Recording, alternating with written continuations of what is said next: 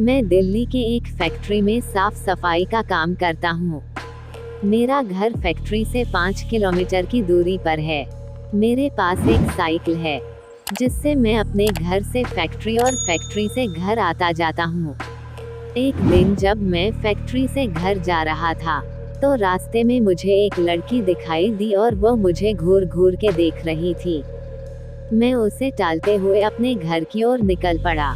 दूसरे दिन फिर वही लड़की मुझे उसी जगह पर दिखाई दी और वो मुझे फिर से घूरने लगी। फिर भी मैंने उसकी तरफ पलट के नहीं देखा और अपने घर की ओर निकल पड़ा।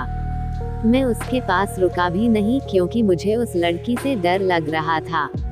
वो लड़की कई दिनों तक मुझे देखती रहती थी। एक दिन वो लड़की वहाँ पर नहीं दिखाई दी तो मैं सोच में पड़ गया, ऐसा क्या हुआ जो वह लड़की आज नहीं आई। फिर मैं अपने घर की तरफ निकल पड़ा। एक हफ्ते बाद मेरे घर पर एक चिट्ठी आई और मुझे पता चल गया था कि यह चिट्ठी उसकी ही है। उसमें उसका नाम प्रीति लिखा हुआ था और उसमें से एक फोटो निकली थी जो कि उसी लड़की की थी। मैं चौंक गया कि उसे मेरा पता कैसे चला। उस चिट्ठी में लिखा हुआ था कि कल जब फैक्ट्री से निकलो तो जहां पर मैं खड़ी रहती हूं वहां पर मेरा इंतजार करना। उसके दूसरे दिन मैं वहां पर पहुंच गया तो वह लड़की वहां पर नहीं खड़ी थी।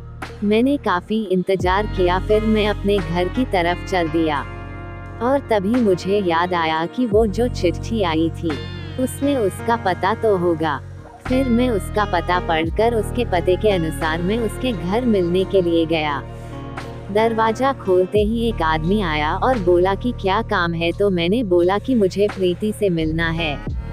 तो उस आदमी ने बोला कि मैं उसका पापा हूँ और प्रीति को मरे हुए 2 महीने हो चुके हैं। मेरे हाथ पांव कांपने लगे। मैं सोच में पड़ गया कि वो लड़की जो मुझे रास्ते में मिली थी और जिसने मुझे चिट्ठी भेजी थी वह कौन होगी। मुझे लगा कि वो उसकी आत्मा होगी। तभी प्रीति के पापा ने मुझे दिखाया कि देख लो, उसकी तस्वीर पर माला पड़ा हुआ था। तभी मैं भागकर अपने घर पहुंचा। फिर मैंने उस चिट्ठी को जला दिया और उस दिन के बाद से मैंने कभी भी अनजान लोगों से मिलना और बात करना बंद कर दिया।